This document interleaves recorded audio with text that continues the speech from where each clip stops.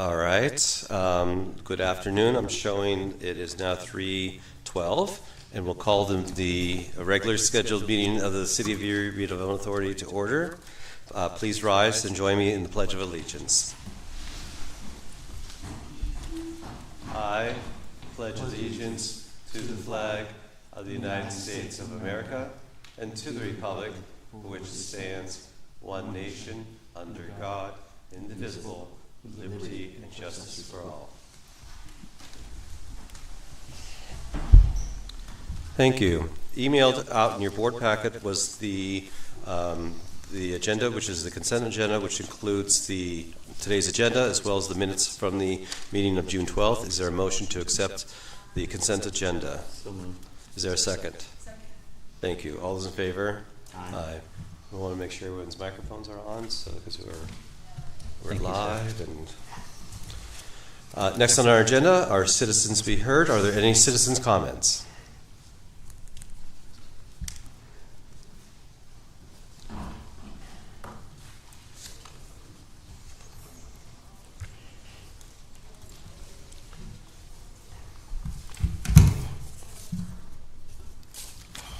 Board members, my name is Donald Crenshaw. I live at 2041 Woodlawn Avenue, Erie, Pennsylvania. And I just received today, and I'd like to thank the Redevelopment Authority, Aaron Snipper, for a relinquished agreement for the property on East 22nd Street. That particular property is 324. And I understand the 1st of June, you guys condemned it or actually took ownership of it. And under this release agreement, we could basically go in and pay the Redevelopment Authority $4,000 plus make sure our insurance, which we have on it now, stays on it. It's a $500 or correction, $5,000, and I think $1 million for $1 million per occasion, $500,000 per person. My question to the Redevelopment Authority: I had been in contact with Aaron prior to this taking place. We completely cleaned up the building back here. I have photos and all that I can issue you. We covered the roof, we tarped it in.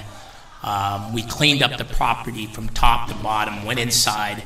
I don't understand why the Redevelopment Authority entered into possession of that particular property, because I was in communication. The property was cleaned up. There was debris and everything in the backyard, and there was some issues. There was cars next door. We removed some cars, and long and short, we have a program where we're literally training individuals. I got documentation, pictures where they all went up and just cleaned the whole place.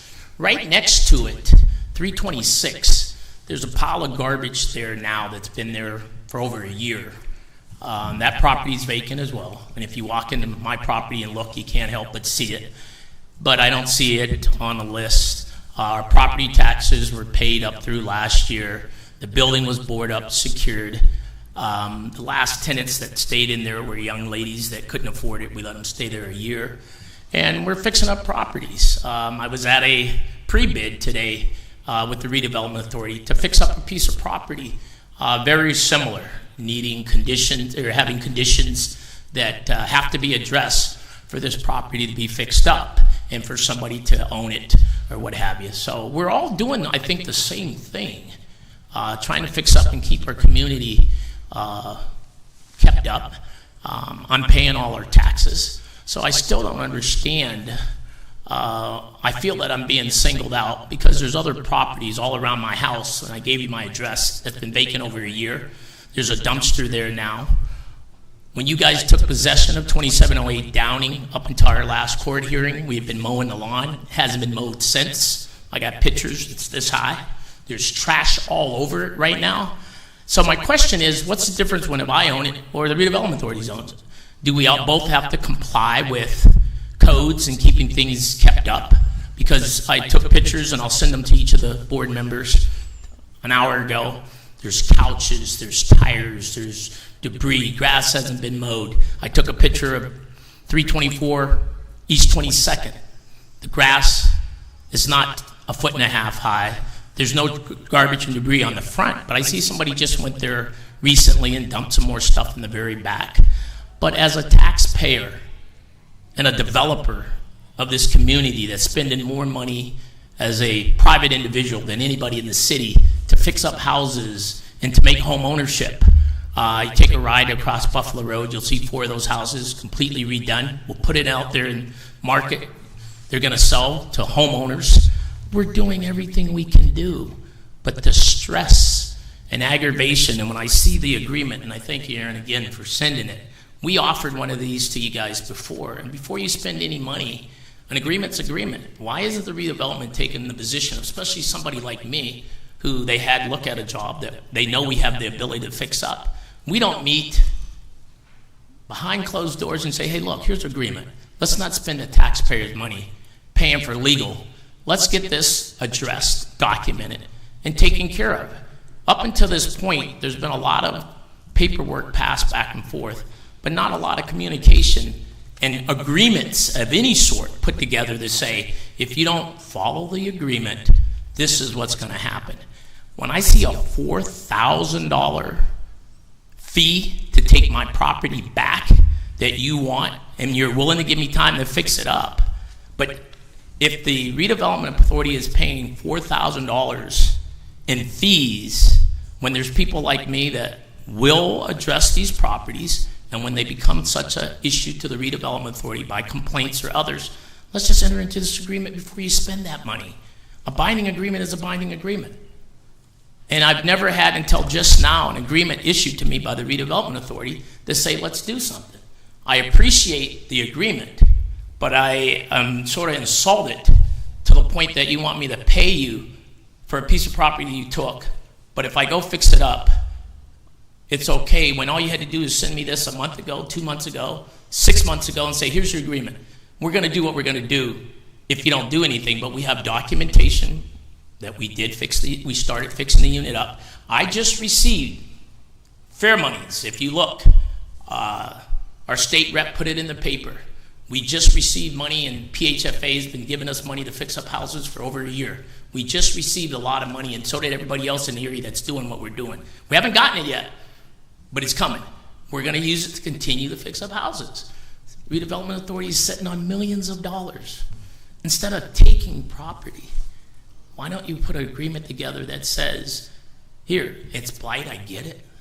It needs to be fixed up. But homeowner, especially the minorities, I got a list of 15 minorities that's lost their homes through a condition, when I think it'd be great if we granted them some dollars to at least make it code compliance like Pittsburgh does, and say, look, we'll allow you to have this money if it's fixed up in this time period, and it's going to be your residence, and we keep it on the tax roll. From a generational wealth standpoint, you can leave it to your kids or grandkids. Right now, the city of Erie has 3% minority home ownership. 3%. What do we got to leave for our next generation? What do I got to leave for my kid? Okay? When you're taking properties the way you're taking them, and you're not giving people anything for them, I would just ask that you guys reconsider, look at the methodology. I'm here. I got about 8 youth right now I'm trying to train. It's costing a lot of money. Partner with me and say, Dawn, we'll cover the cost of fixing it up maybe, as in you fix it up, you train, we keep it on the rolls, and we go forward. There's several nonprofits that have reached out to me, basically all of them that's in housing, and we're going to try to do something. But I got this cooperation from everybody I feel except the main party that I'm looking at, the Redevelopment Authority. We've had attorneys involved, and we've gone back and forth. We're waiting on courts to determine values. Guys, why are we spending the taxpayers' money for all these legal fees? Heck, my firm that's buying the selling them for the properties for me is the same firm that's coming after me taking them. Okay, but I still work with them because the properties that you're taking, their firm did all the closings for every single one of them. So it really doesn't look good. I can pay a firm to acquire property, try to fix it up, then have that same firm come after me through the Redevelopment Authority. And then still, every day that I have a closing, and we'll have 2, I think, in about a month, I'm paying the firm again. So when I look at this, it doesn't look good.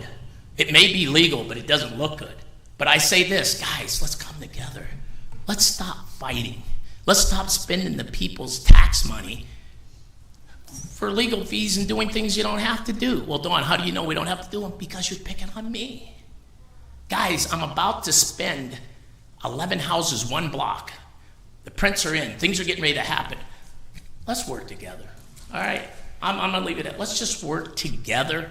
It doesn't look good if we document what Wall Street says that may or may not be true. But when I document, it is one of the worst places for a black man to work right now in this city, because I'm working in other communities, 40% minority requirement. They're calling me, we're doing work. Pittsburgh Redevelopment Authority, I just got a letter. Line of credit, you working here, we'll give it to you. Where's that line of credit? Redevelopment Authority, you have it. Let's work together. Go out there, fix up some of these homes, but let's work together. Aaron, I will give you a number on the property we looked at today, and I'll probably be the best number you'll get. And at the same time, when you have to pay prevailing rate in Davis-Bacon, there's other means and methods that we can do this. That the redevelopment can create income based on my program and some of the things that we're doing, that you don't have to pay all those dollars. We've done it. Look up Zoe Metals, Zach Associates. We built 25 homes in that area, $140,000 development costs. The individual has only paid $70,000. We did it. It's not we can do it. We did it. So Redevelopment Authority, why won't you work with me on something like that? Say, okay, Dwayne, let's sit down. Let's talk about it, and let's make it happen. So I leave it at that. I would love to continue working with you, Aaron. I know you got a job to do. I know you got pressure. I'll be that pressure relief valve as much as I can to help make things happen. And when I got youth that I'm training right now, and they're doing what needs to be done, why not do it? Any questions? Any comments? I think I have a comment. First of all, I appreciate what you brought to the table, but certainly I only have one side of things. I think we just need to investigate some things that are going on so that we can get some further information as a board to know everything that you just spoke of and go from there. But one of the things I think the Redevelopment Authority looks to do is to work with viable contractors within the city as well as citizens to be able to spend the money that we've received from government agencies in a very appropriate manner. So I can trust that in the future we'll be doing that. I don't think we will single you out, and if you ever feel that way, I think you just need to let us know. And I apologize if you felt that way before. Oh, I do feel that way, and I go back to prior to him. Sam Randazzo, 21st Street. I came in with a proposal of home ownership to renovate that whole area. I was told no. Okay, they hired another contractor. He built several homes up there, about 21. They sold them for a lot more than what our project, which was Zoe Metals, same time we did. And it just seems like everything we try to do, we get a fight. Heck, I sued the city in 2012 for 20th and Parade to build those houses. I have a contract done by Greg Baldwin to build a grocery store. I was told I'm not the one. So I've been in the city building and doing. Heck, I got 80 houses of housing on 21st and Parade, 20th and Parade. 80 houses. I didn't get one penny from here to build that. Something's wrong with that. Board members, I ask it, before it gets real ugly, do everything in your heart that's right to give me an opportunity to do what I do. Buy houses, fix them up, create jobs, and home ownership. That's what I do.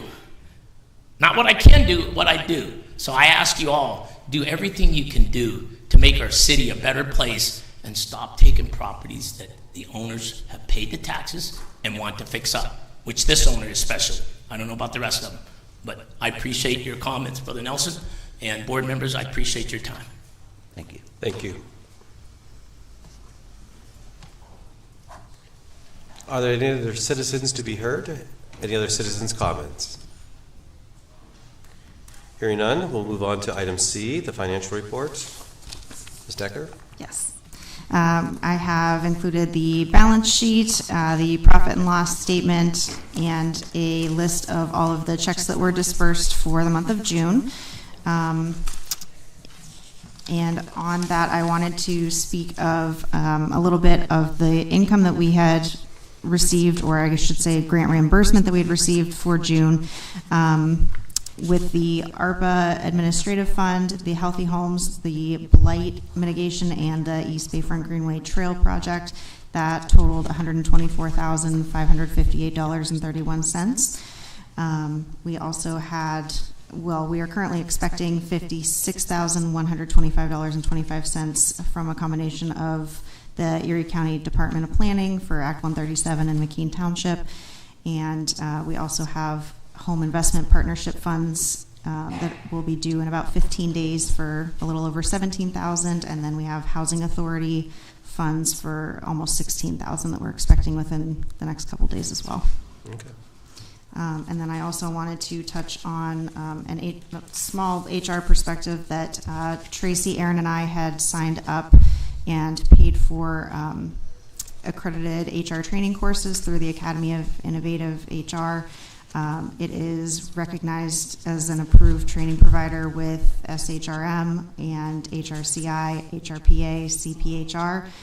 So currently Tracy and I are in the midst of becoming certified specialists for diversity, equity, inclusion, and belonging right now. Very good. That takes a minimum of 29 hours and then some projects before we're considered certified. Great.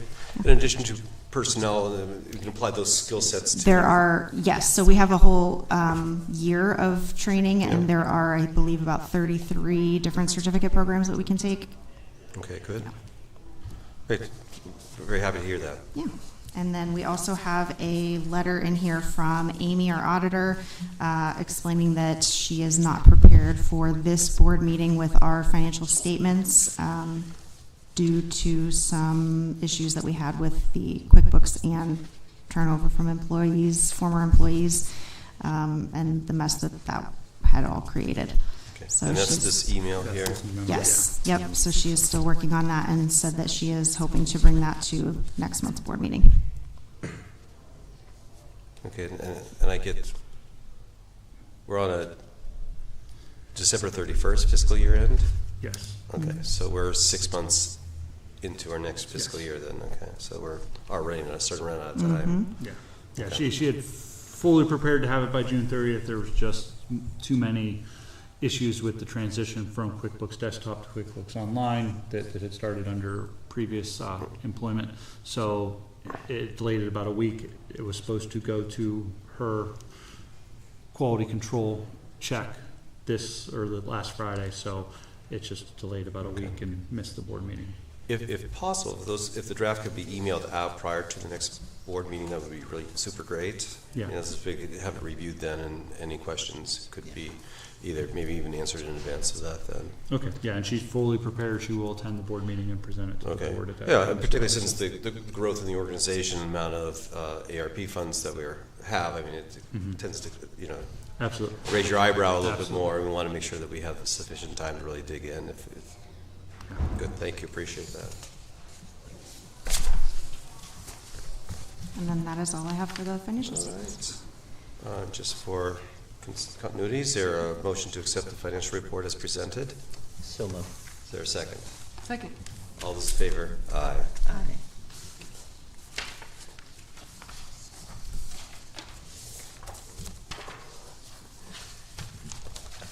All right, on to items D, which we start out with our rehab report. All right, thank you. So rehab report is in front of you. Added an intake section to it this week that Holly put together. Right now, you know, in total of all the applications, there's 240 applications that we're working through processing amongst all the different programs. We did, you know, and if the board isn't aware, our application is now a one application. No longer does an applicant apply for a funding source, they apply for assistance. And then upon approval into the program, then the inspectors go out, inspect the property, and make a determination. So it's 240 applications for assistance through the authority, whether that be county, city, whatever the case will be, then we make a determination upon that. So we're working through those applications. Under the lead hazard control grant, we continue to process applicants, try to find applicants that qualify for that program and utilize that. Again, that's a countywide program. Majority of our programs, our funding for that is the City of Erie, but we do operate that countywide. The Healthy Homes program is moving forward. Plenty of projects under contract there, working through that as well. Given that that's about a year in, the benchmark for that over 3 years was 180 units, so we're well within the parameters as benchmarks on that. CDBG, we have one project under contract from our 2022 allocation, so we're working on getting that completed. Requested an extension from the city, which is what you guys signed, to push that out till September so that we can get that project completed. The rest of the money went back to the city. They will more than likely reallocate that under additional contracts this year. And as you're aware, we did not apply for CDBG funding this year, and the explanation to the city as far as why we only had one CDBG project was because given the opportunity for city residents to choose between programs, they would rather have a funding stream that didn't require a lien as opposed to one that did. Sure. So CDBG, as we're all aware, comes with a lot of strings and a lot of federal guidelines, so it makes it extremely cumbersome to operate.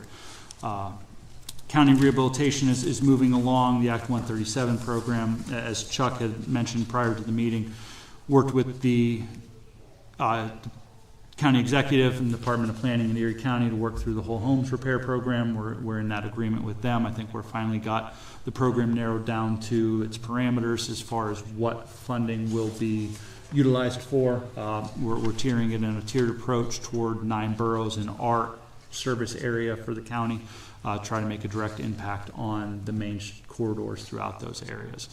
Other than that, that's the rehab report.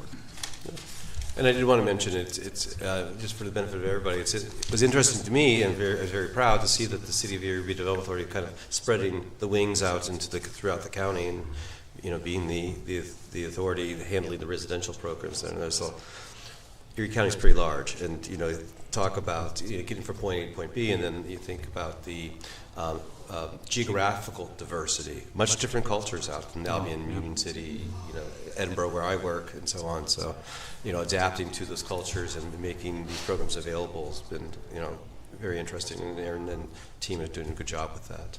Thank you. And if you ever thought about getting an outpost, I could probably find you some office space out here. So if that's helpful, I don't know what the future holds, but if it makes sense that we have an office out in the county, we could probably find something for that to happen. So. All right, general updates. Yes, Just go over briefly. We were awarded a $20,000 grant from the National Center for Healthy Housing to be utilized for healthy homes, social impact health determinations in in-home child care facilities in the city of Erie. That grant comes with coaching and support from the National Center for Healthy Housing for 12 months. So we signed the agreement and got that back to them last week. So Holly's going to work on moving that grant forward. The Homes Within Reach conference for December, we provided 2 workshop descriptions for their review. They approved our workshop for blight mitigation, so we'll be providing a presentation in December at the Homes Within Reach conference on blight. National Land Bank Conference is in Cleveland this year, October 16th and 17th. Mindy and Jake will be attending, offering it to board members if they would like to attend, given its close proximity. It is probably some good knowledge on land banking, which certainly we can cross into our blight mitigation and East Bayfront Greenway Trail programs as we move those forward. A lot of good information at those. Excuse me, what was the date? The 16th and 17th. I believe it starts Monday afternoon and it'll go Tuesday. Okay. Tuesday's a full day. Yeah, Tuesday's like 8 to 5:30. Okay, thank you. Michael Baker, our consultant for the East Bayfront Greenway Trail project, submitted our program for the planners conference in Scranton. That presentation was approved, so I will be attending the planning conference in Scranton October 16th to present with Michael Baker on the East Bayfront Greenway Trail project. Our office furniture is being installed this week, so that is a welcome relief for the staff. I know it's going to be a rough week for the staff given the complete disarray that the office is currently in. That started last week, so that gets starting to be installed tomorrow, and so by the end of the week, hopefully, we'll be a little bit more productive and efficient within the office with everyone having a desk space instead of using filing cabinets to work off of. So and then as far as the RFP, we're working on putting together a RFP for human resource consultant. Have several examples of RFPs from across the state to put together and get one of those out to identify an HR consultant. Thank you. So that's my update. Any questions for Mr. Snifford? Good. Appreciate your work. Thank you. Solicitor's report. Good afternoon. I have an oral solicitor's report and can follow up by email. There was a second batch of recent condemnation actions, 18 total that were recently filed. There were 2 that were removed, one of which was referenced with regard to the agreement that was entered into. There are a number of industrial condemnations that are going to be filed this week. Again, we've been asked by the county to help them with regard to that. So the title searchers are back. I've been working with my assistant, Tina Allen, so those are going to be filed. Those will be filed this week. And then there were 2 hearings that were held from our last month's meeting, one of which was on valuation. Mm-hmm. We have not received a decision on that. I would anticipate that decision will be extremely detailed. It will be thorough, so that the judge is in all likelihood taking his time and being very comprehensive in that decision. Then the second one was with regard to preliminary objections. Again, the condemnation is filed, and the property owner, the then property owner, has a chance to say, hey, look, certain procedures or protocols weren't followed. And that was the basis. Well, that was what was tried to be filed, preliminary objections. It kind of went off on a tangent. But in any event, I would anticipate getting that decision here in very short order, confirming that we as an organization have in fact followed all our rules and regulations and the proper procedure in the filing of that condemnation. So the next step would be evaluation on that hearing, or on that property, which again is 602 West 9th Street. One of the important things that I wanted to let the board know about, that is kind of intertwined with the land bank as well. A couple of weeks ago, we had an opportunity to meet with the solicitor for the Tax Claim Bureau and the solicitor for the Tax Assessment Office, because what we were finding was that after the condemnation was completed, and the condemnation does remove, or it basically removes any liens or encumbrances on the property, those liens or encumbrances are still of record. So when the Redevelopment Authority would transfer them either to the land bank or to a third party, that third party, if they do a title search, they're going to see, okay, there's back taxes that are due, there's municipal liens. So what we did was saying, look, we need to find a procedure or process to quickly and efficiently remove them of record, so that we're putting the third party buyer, and most importantly the third party title insurance company, at ease that they've been not only removed by the condemnation action, but they have been removed of record. So we've made a giant leap in accomplishing that I think that we would have a procedure or protocol in place, utilizing those row offices, and also with us tabling basically what would make them as the row office solicitors more comfortable is if we designated, and I can control this, the order to mandate or direct that they, as a result of the condemnation action, that they remove those municipal liens of record, that they mark those back due taxes satisfied of record. So that will help expedite it too. So that was a very beneficial meeting. So what our plan is to speed up that process so that that's our job, is to take these blighted and condemned properties and get them back out into the community, tax-paying community. So Absolutely. I think that Yeah. was a very beneficial meeting. Good. Yeah. So I'm happy to say that we're working on that and tidying things up. Yeah, because you hear of stories of, months and years and decades going by, and, and taxes are not being collected, and there's expenses that the authority has to pay to, carry the properties and so on. So it's really good work to. make So that was a efficient. great opportunity to pull everybody together, not only from the Redevelopment Authority, but also those solicitors, so that we can all work together to get those done. Thank you. With that, I'm done. All right. Any questions from Sunberg? Hearing none, we'll move on to unfinished business and new business. So Aaron, you're going to give us an update on the Sierra Hearn Church. Yeah, so, after the last meeting, we reached out to the one individual who put a proposal in, scheduled a time to go out to the church. We had to reschedule that from last week to this week, so that's going to happen on Thursday. We'll take them through, let them see the inside, and work with them to see if there's still an interest in doing it, and work through that. We also came to light today there might be somebody else interested, so we're going to reach out to them, have them follow the same process of putting in the interest paperwork and all that, so we know what's going on. So we're going to work through that, and then hopefully have a better update for the board next month as far as that goes. All right. And of course, if you can send me any solicitation stuff, I'll get it out more regionally then, and Yes. just to cast the net a little bit wider then, and see what that looks like, and maybe find somebody, a more regional developer who can partner with a local developer to kind of get it going, because it's a big project. Yeah. It's, Yeah. All right. Update on the East Bayfront Greenway Trail project. Included in your packet was a list of properties that we've been working on. We also met last week with Michael Baker to kind of finalize a couple of the issues from our steering committee meeting. The plan has been sent over to their landscape architect to put together some designs and some preliminary cost estimates on what the plan is going to cost. So we're hoping to have that back here by the middle of July.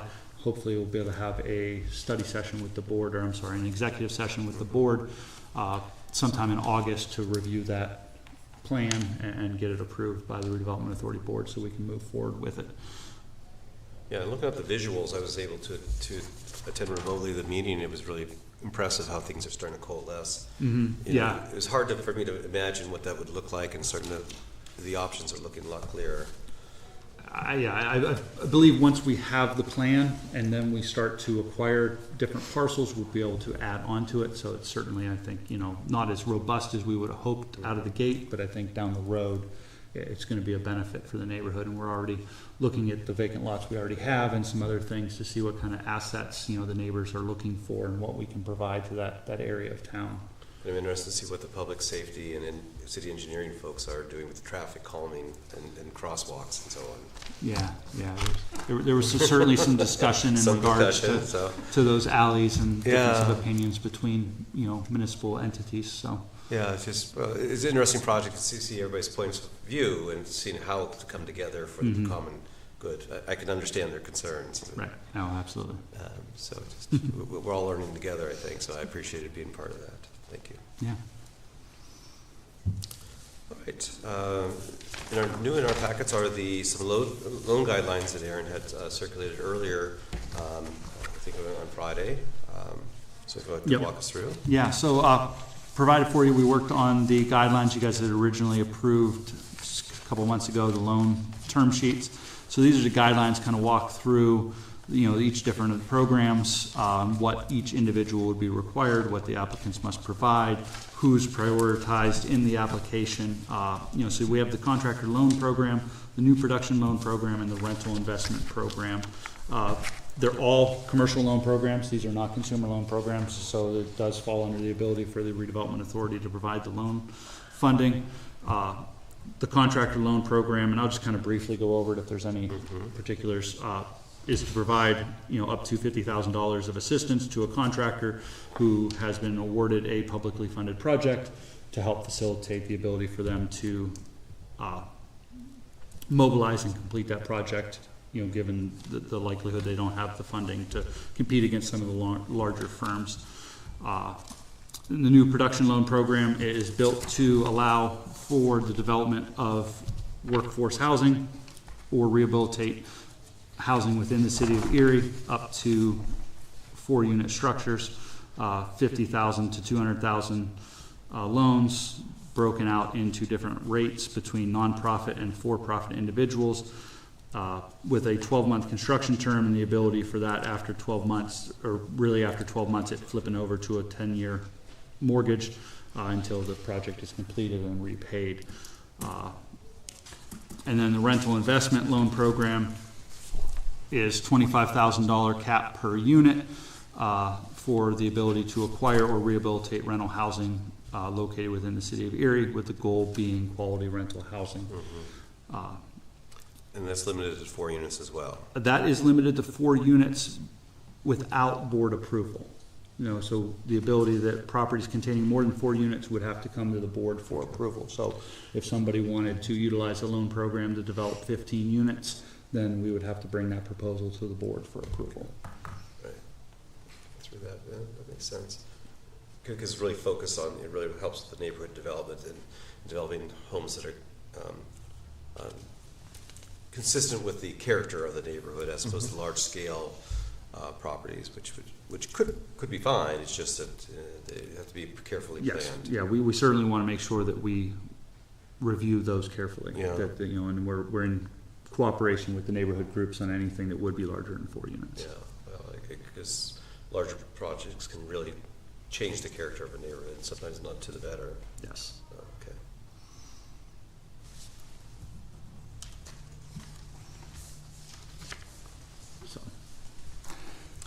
So we had previously approved these programs, and Yes. this is now the detail that you're providing.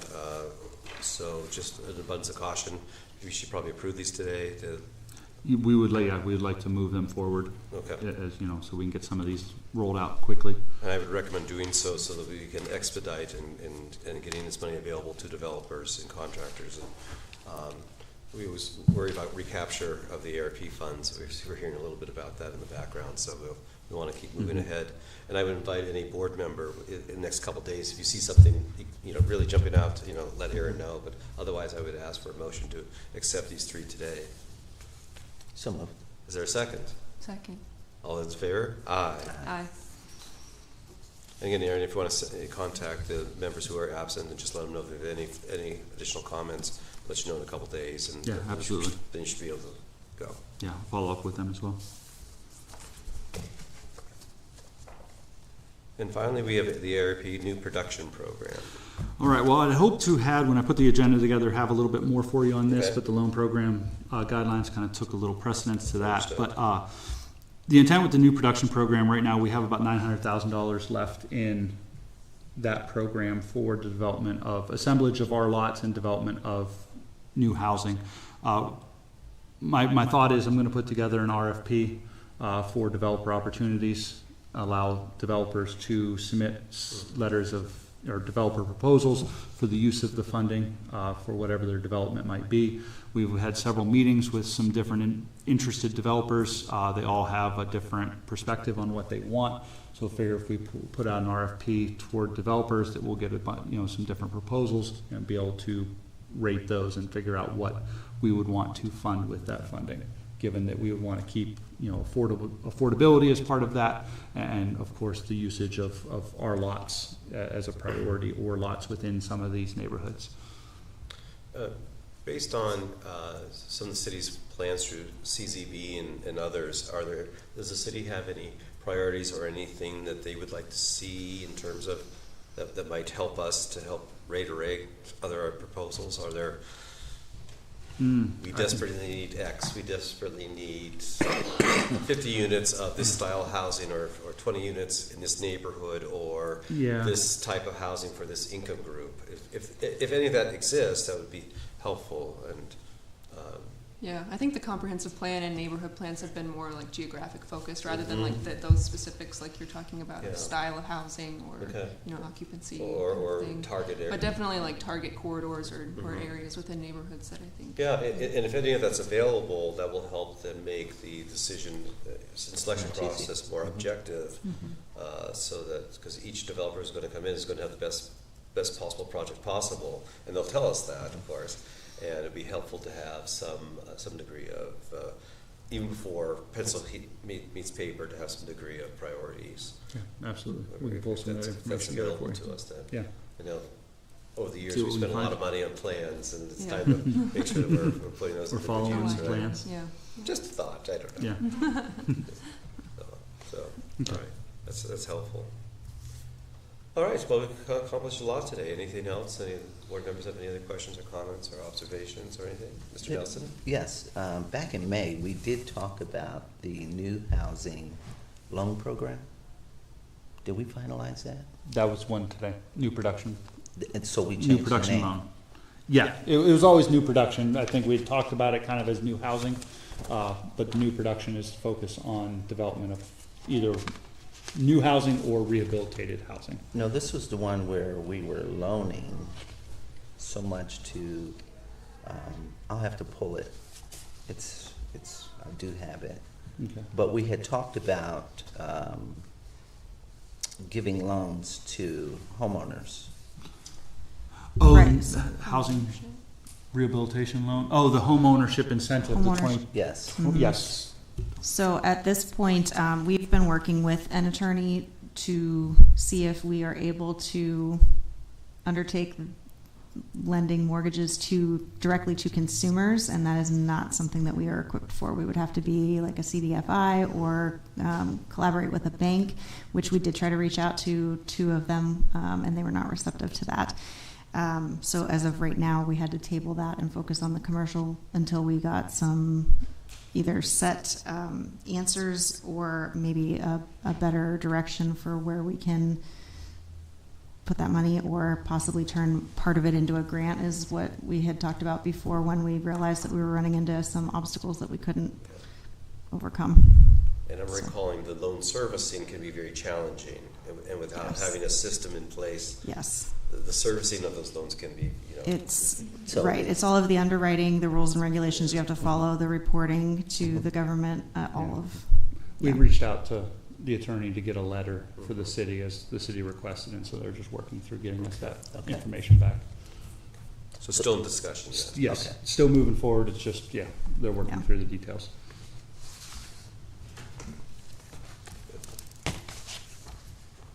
Anything else? Any announcements today, everybody? Any fun plans? No, just kidding. Oh, that's right, we're not supposed to have fun here, are we? No, just kidding. So, if there's no other further business, is there a motion to adjourn? So moved. Is there a Second. second? Thank you. All those in favor, aye. Aye. Aye. Thank you, ladies and gentlemen. Appreciate everyone's work today. Thank you.